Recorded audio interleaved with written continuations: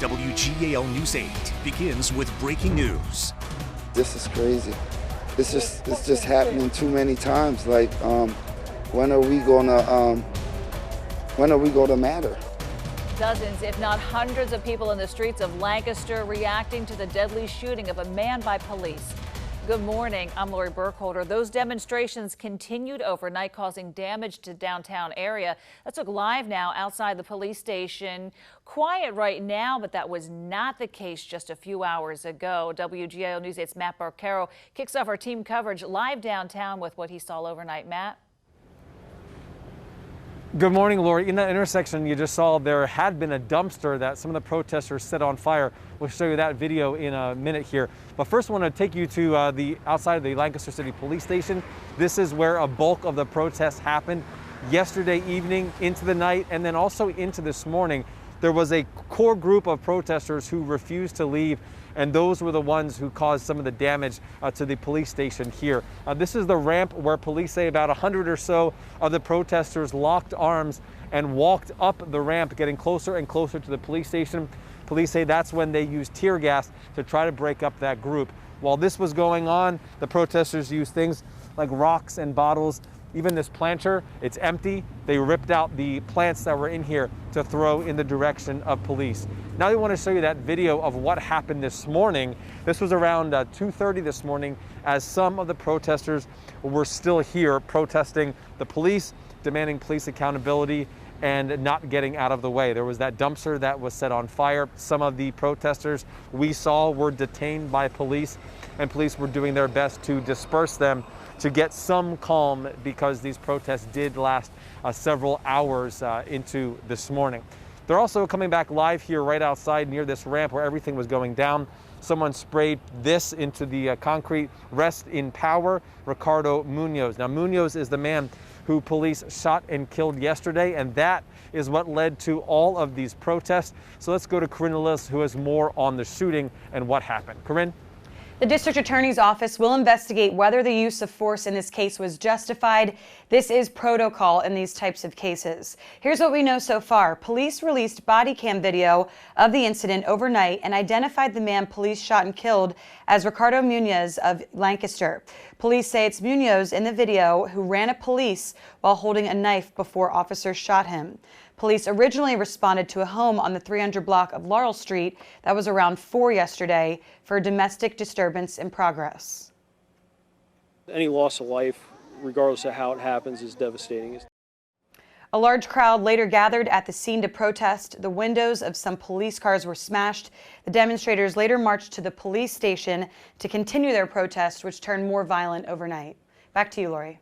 All right, Corinne, thanks. And we're also getting reaction from Lancaster City and county officials on this incident. Lancaster County District Attorney Heather Adams said in this statement that a police-involved shooting has significant impact on a community, as we're seeing with the large number of individuals gathering in the streets. However, I'm asking that all reaction be tempered as the investigation is ongoing.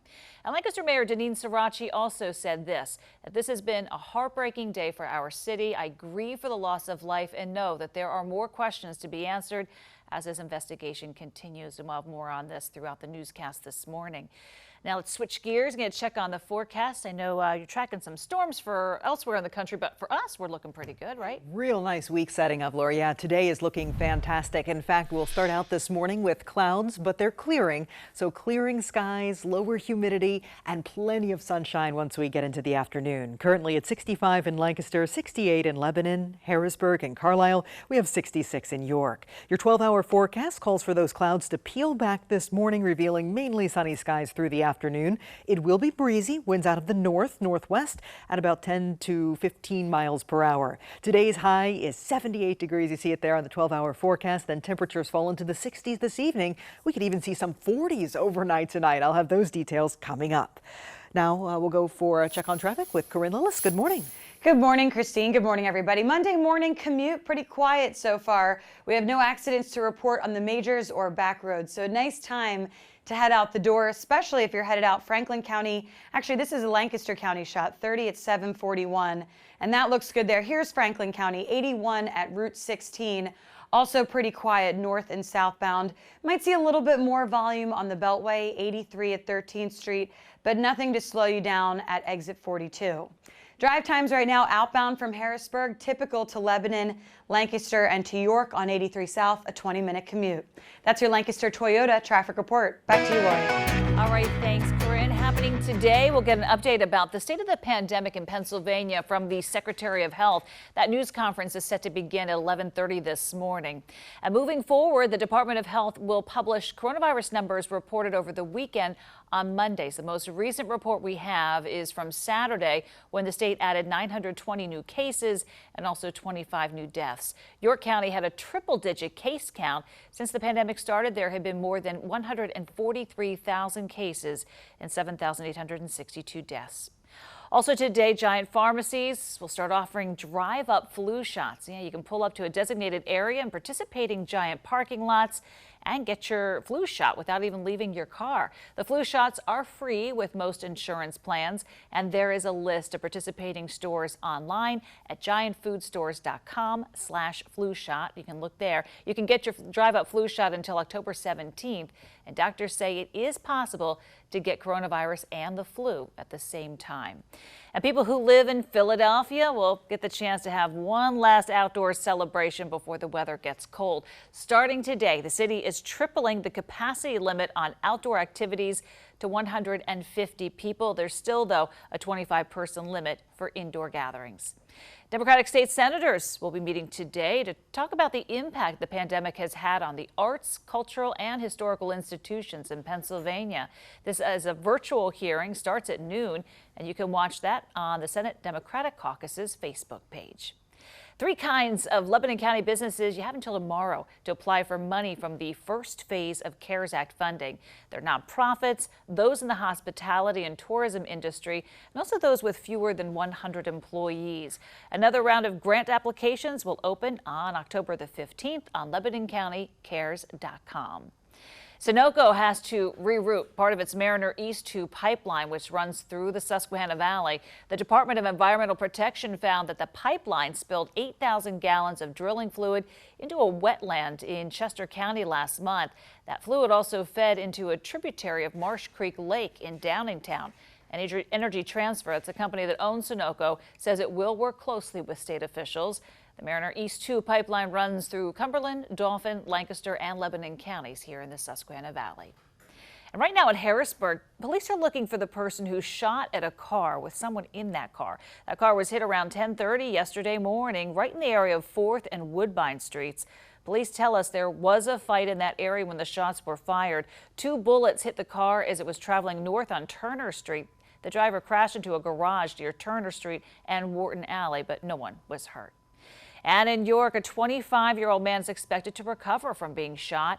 Officers were called to the intersection of St. Paul Street and Park Place for a report of shots fired. This happened late Saturday night. That victim was dropped off at the hospital a short time later.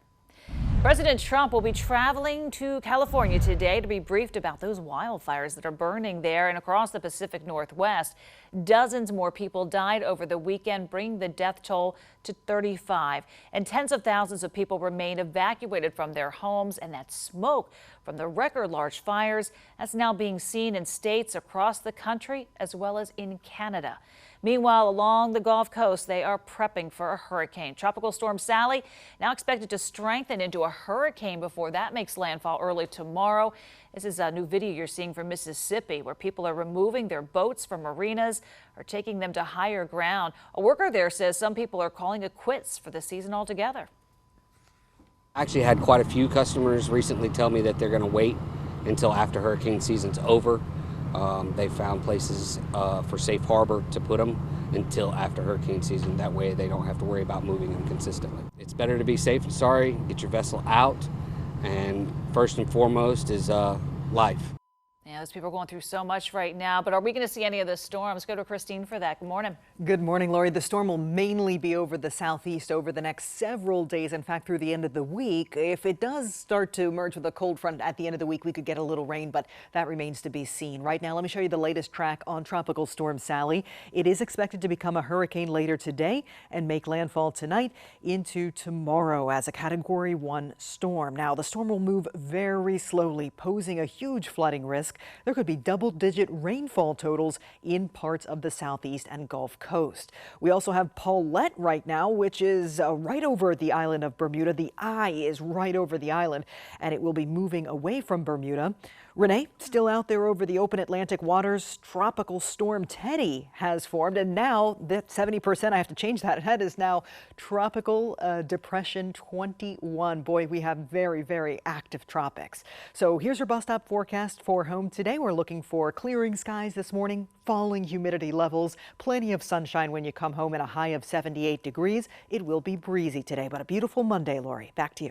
Weather for us. All right, thanks. Still to come on News 8 today. 8 people were shot at a house not far from a large university in New Jersey.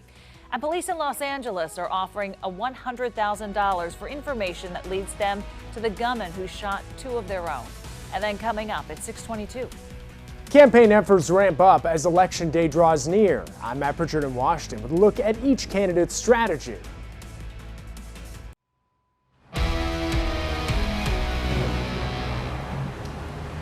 I'm Matt Barquero live in Lancaster following this breaking news from overnight where police and protesters were clashing outside the Lancaster City Police Station.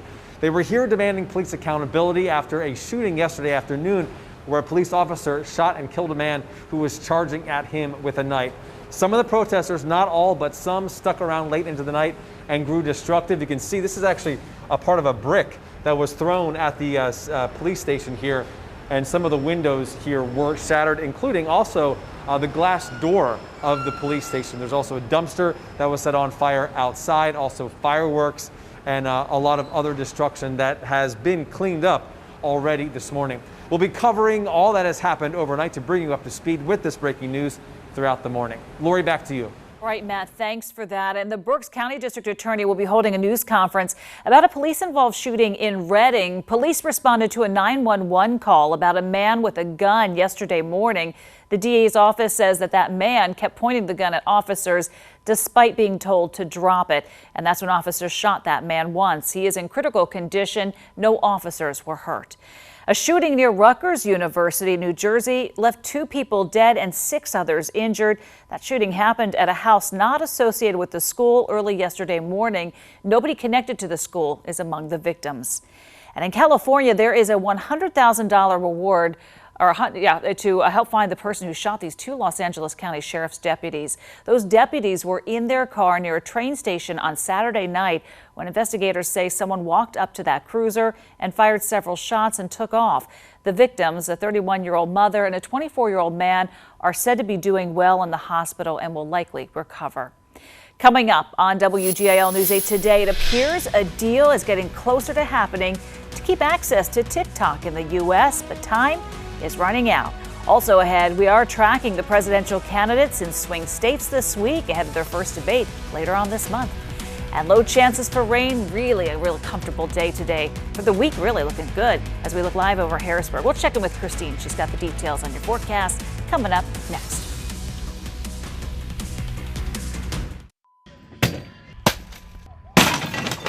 Well, if you're feeling a little frustrated, you can do something like this. People are letting go of some rage in York yesterday. It's the Smash Bash that happened at People's Bank Park. It gave people the chance to take a sledgehammer to a variety of household objects there.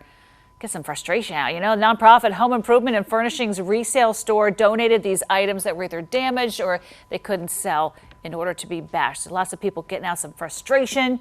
You know, we're all pent up with the pandemic. Maybe, you know, like they felt better after all that. I don't know. Someone who never gets frustrated is Christine, who I know you're keeping track of so many storms right now. But I don't know. Maybe we can give it a shot. Yeah, I'll tell you what, it is busy in the tropics. So we gave you that update just a second ago. We're really following Sally, which will impact the United States, making landfall in Louisiana or Mississippi as we head into tonight or tomorrow morning. For our forecast, it's going to be a mainly dry week ahead, and that means we'll have pleasant temperatures and low humidity. So it's going to be quite comfortable here this week, especially through Wednesday. Today, our News 8 Storm Team forecast calls for clearing skies and falling humidity levels this morning. For the afternoon, plentiful sunshine, breezy, 78, and this evening, sunny and pleasant with temperatures near 70. Tonight, clear, cool, and comfortable. How about those lows? 48 to 52 degrees. Nice to keep the windows open. And tomorrow, more sunshine, refreshing. I like that word, 70 to 74. Right now in Lancaster, we still have some clouds, but they are peeling back. Notice that the winds are out of the north-northwest, indicating this cold front is through, and our dew points will be dropping. So it's a little sticky when you step out the door now, but it will feel much more comfortable within the next couple of hours. Lots of 60s on the map for current temperatures, and pollen levels are going to be moderate for ragweed today. Air quality is good. Our UV index is high with a burn time of 25 minutes. On Super Doppler 8, a few sprinkles came through overnight with that front. It is now off to our southeast. Back to the northwest, absolutely nothing coming down the pike, just high pressure. So that means very quiet conditions for our weather locally for the next several days. Here comes that high, keeping our sky clear tonight, giving us calm winds overnight after a breezy day. And temperatures overnight could easily be in the 40s in many spots. Tomorrow, hardly a cloud in the sky, then high pressure moves out to sea, giving us more of a southerly wind and helping to boost temperatures closer to 80 degrees by the time we hit the end of the week. So notice that Thursday, we'll have a high of 80. Friday, we're looking at 72 behind another cold front. Saturday and Sunday look crisp, cool, and refreshing with highs in the 60s. That feels like fall. Let's go to Corinne Lillis now in the Lancaster Toyota Traffic Center. Good morning. Good morning, Christine. Good morning, everybody. Right now, we're looking live outside in Dauphin County. 81 at Linglestown Road, Monday morning, off to a nice start. So a good time to head out the door. No accidents in Dauphin County this morning. No accidents in Lancaster, 30 at 222. I actually typically see a little bit more volume at this exit ramp, but I'm not seeing that so far. So again, good time, fast speeds. If you're headed out on the turnpike, no accidents or major delays east or westbound across the Susquehanna Valley. If you're headed out of the Susquehanna Valley, York down to Shrewsbury and Baltimore, speeds are averaging around 67 miles per hour, and also a quick commute northbound the other way on 83 up to the York Split and the Turnpike under a 20-minute drive. That's your Lancaster Toyota traffic report. Back to you. All right, Corinne, thank you. The presidential candidates are making their cases to people in swing states. President Trump was in Nevada this weekend, and Joe Biden plans visits to Florida and Minnesota this week. WGAL News 8's Matt Pritchard is in our Washington bureau with what they're saying, I should say, on the campaign trail. Matt? Well, Lori, two very different strategies are emerging. President Trump has returned to his tried and true formula while Joe Biden adjusts due to COVID-19. The president was active this weekend, holding multiple rallies both outside and indoors. The commander-in-chief touted his first term, hammered home his message of law and order, along with praising efforts to battle wildfires on the West Coast.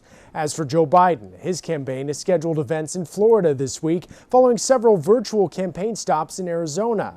But for both candidates, the main issue remains the coronavirus pandemic, with President Trump striking an optimistic tone while Biden's campaign criticizes that approach.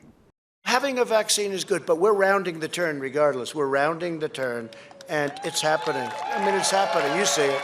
You'll see at our events and press conferences that stands in stark opposition to what President Trump is doing, having huge rallies with large groups of people who are packed in together. President Trump is scheduled to travel to California today, where he'll receive a briefing on deadly wildfires before traveling to Arizona. In Washington, Matt Pritchard, WGAL News 8.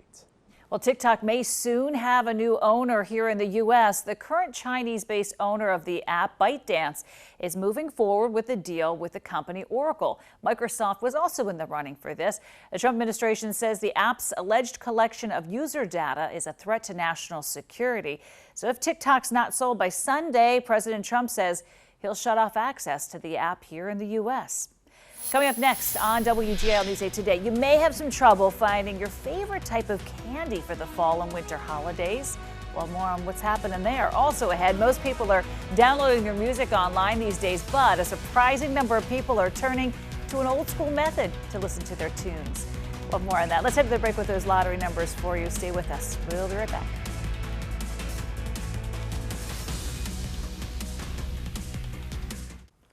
And welcome back. The time now, 6:28. Well, new this morning, you know what? You're not going to be able to find specialty peep treats for the holidays this year, all because of this pandemic. A Pennsylvania-based company said that it won't be producing those popular marshmallow sweets for Halloween, Christmas, or Valentine's Day. Production was suspended in the spring as the coronavirus spread across the state. They started back up in mid-May, but specialty peeps should return for next Halloween, so we'll have to wait a little bit on that one. And here's something for you. It's the sweet and salty dessert that you probably never thought to become combined here. Ritz Crackers is teaming up with Cool House Ice Cream to create crackers and cream. So this is a peanut butter ice cream marbled with a crispy Ritz cracker swirl. Oh, sounds pretty good. It's for sale online. That's where you can get it for $12 a pint. Let me know what you think if you get it. Hey, a blast from the past. New sales figures show CDs are out of style. Vinyl's back in, apparently. Vinyl sales top CD sales in the first half of 2020 at $230 million. That hasn't happened, by the way, since the 1980s. And that's double the sales of CDs, but streaming music is still the most popular here. Streaming made $4.8 billion in the first half of 2020. Jay Leno will be reprising Groucho Marx's role in a reboot of the comedy game show You Bet Your Life. The show originally aired in the 1950s and featured Marx's ad-libbed rapid-fire jokes. The reboot, that's due sometime next year. All right, another half hour WGAL News 8 Today starts right now.